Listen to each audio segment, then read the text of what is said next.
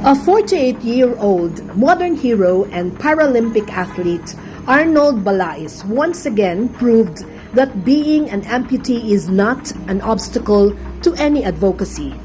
The first amputee to successfully ascend Mount Apo, the highest mountain in the Philippines, for a climb for a cause for Everlasting Hope Center for Children with Cancer. Ako si Arnold Balais, 43 years old, from Cebu City. Napuntan kong tiil when I was 14 years old. Tungkol sa basketball accident, na-infection akong tuon na tiil. So giputol siya. Kato, nitako ko sa bukid. Actually, nitako ko sa bukid. So anad ko mga cut sa mga bukid. Pero na-challenge ko kay karon na usa na akong tiil. Gunahon ako unsaon ako pagkat sa bukid balik.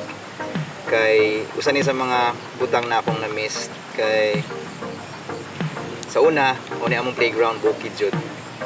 Na-challenge ko na suway na ako balik kung kaya pa na ako siya na usa na akong tiil karon.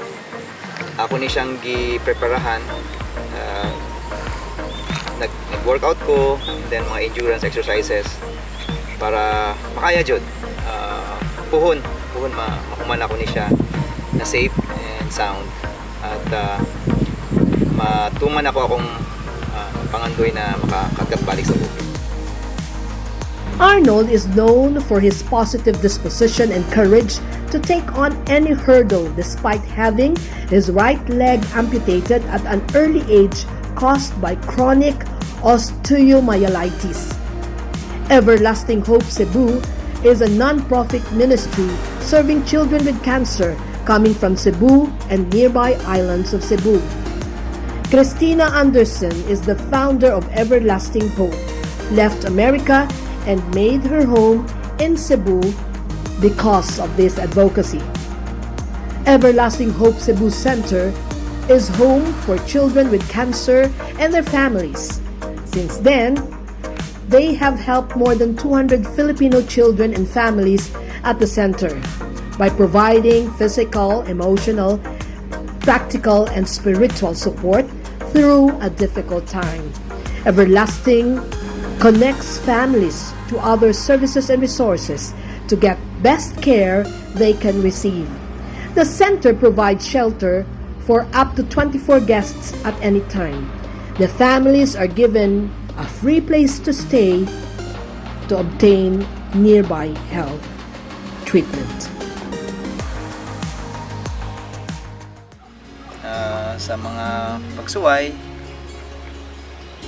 parte man na sa atong kinabuhi ang pagsuway.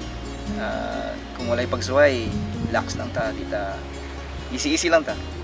So kung may pagsuway, diya man magawa sa atong abilidad, diya mo improve atong kinabuhi, diya mo likon atong pagsalig sa Ginoo.